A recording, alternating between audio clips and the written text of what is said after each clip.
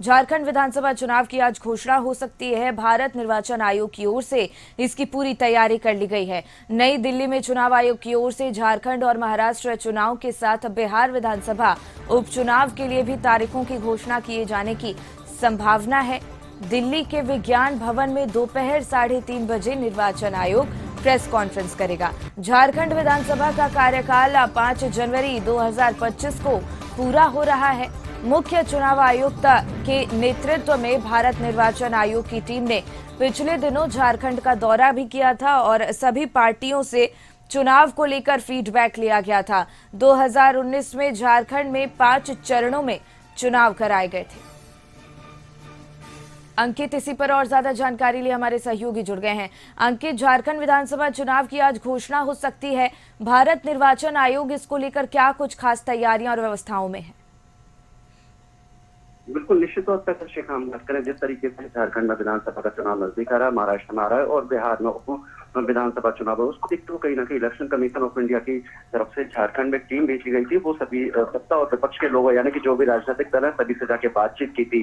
3 बजे election commission of India की तरफ से 3:30 बजे प्रेस कॉन्फ्रेंस की जाएगी और आगामी समय में किस किस तरीके से जिन जिन राज्यों में चुनाव आ रहा है उसको लेकर कहीं ना कहीं घोषणा की जाएगी। महत्वपूर्ण बात यह है कि जिस तरीके से जो एक टीम पूरी झारखंड विधानसभा चुनाव को देखते हुए भेजी गई थी, सत्ता विपक्ष के दलों से जाके बात की थी, तो उसमें कहीं ना कहीं आज 3:30 बजे अनाउंसमेंट किया जाएगा किस किस तारीख को कितने चरणों में चुनाव होगा। अब बिल्कुल, और आज शाम 7 बजे बैठक भी होनी है और क्या कुछ खास चर्चा इस बैठक में संभव है? बिल्कुल शिखा, भारतीय जनता पार्टी का केंद्रीय नेतृत्व लगातार झारखंड विधानसभा को लेकर चिंतन और मंथन कर रहा है। शाम को 5 बजे भारतीय जनता पार्टी के मुख्यालय में देश के गृह मंत्री अमित शाह की उपस्थिति, भारतीय जनता पार्टी के राष्ट्रीय अध्यक्ष जगत प्रकाश नड्डा की उपस्थिति एक बड़ी बैठक का आयोजन किया गया है, जिसमें झारखंड के जो तमाम भारतीय जनता पार्टी के नेता हैं वो दिल्ली पहुंच गए हैं। ऐसे में शिवराज सिंह चौहान हो, हेमंत बिस्वा शर्मा हो, बाबूलाल मरांडी हो, अभी पूसा में मीटिंग चल रही है और 5 बजे भारतीय जनता पार्टी के मुख्यालय में बैठक की जाएगी। शाम को 7 बजे देश के प्रधानमंत्री नरेंद्र मोदी की उपस्थिति में भी इस बैठक का आयोजन किया जाएगा। आगामी समय में कौन कौन से ऐसे सहयोगी दल हैं और कौन कौन से ऐसे प्रत्याशी उनको लेकर भारतीय जनता पार्टी की केंद्रीय चुनाव समिति की बैठक में चिंतन और मंथन किया जाएगा। बिल्कुल, और चूंकि आगामी चुनाव को लेकर तमाम राजनीतिक पार्टियां एक्टिव मोड पर नजर आ रही हैं, अपनी अपनी तैयारी सभी पार्टियों की तरफ से की जा रही है। ऐसे में पीएम मोदी खुद आज बीजेपी द्वारा इस बैठक की अध्यक्षता करने वाले हैं। अंकित, आपसे ये भी समझना चाहेंगे कि पिछली बार 5 चरणों में चुनाव संचालित हुए थे, इस बार क्या संभावना जताई जा रही है? बिल्कुल, निश्चित तौर पर देखिए, जब भी केंद्रीय चुनाव समिति की बैठक होती है प्रधानमंत्री नरेंद्र मोदी की अध्यक्षता में होती है, तो ऐसे में आगामी समय में किन किन एजेंडों किस किस रणनीति के तहत भारतीय जनता पार्टी चुनाव लड़ेगी।